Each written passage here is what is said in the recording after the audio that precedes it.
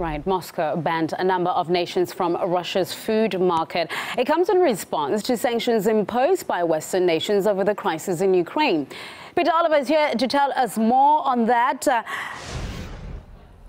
Peter, so it looks like the first serious response from Russia has just been announced. Tell us more about what you know. Well, Russia has banned the import of foodstuffs from those countries that backed sanctions against Russia. So these are the United States, Canada, Australia, Norway, and perhaps most significantly the EU, talking about over 12 billion euros a year worth of trade done from the EU to Russia with regarding these type of foodstuffs. The things that are going to be caught up in this import ban are meat, fruit, vegetables, some dairy products and fish.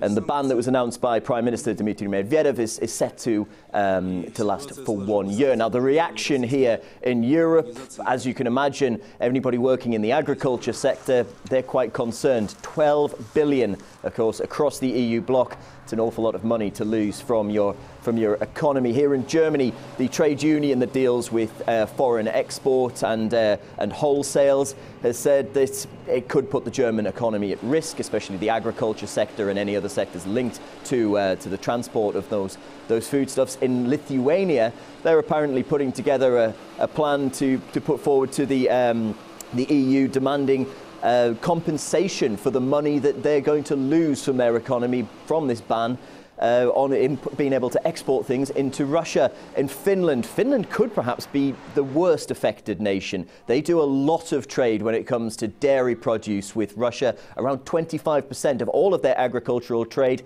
is to Russia. They could lose, it's estimated, up to 1 billion euros, so huge amount of cash from there. And the most recent one that we've also heard from Greece, where the main opposition party there, Syriza, has said that the Greek government, blindly following sanctions being put forward by Brussels in Washington, is going to have a detrimental and perhaps devastating effect on the country's agriculture sector. So that's the way it looks, and the reactions coming in from Europe, people not happy if you work in the farming or the foodstuffs industry.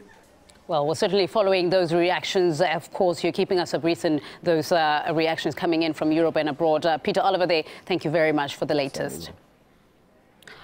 Right, despite the EU and the US saying the step is counterproductive, a political commentator for the EU Reporter magazine, Anna Van Densky, believes it's a move the West could have predicted when it put Russia on the blacklist.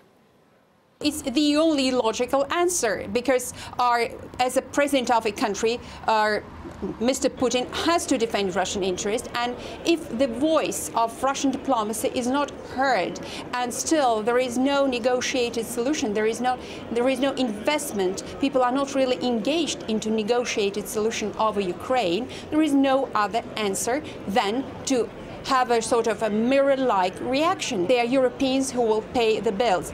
It's not a bad news for Russians, because it's a very good news for Russian agricultural producers, because they will try to do their best to fill the gap.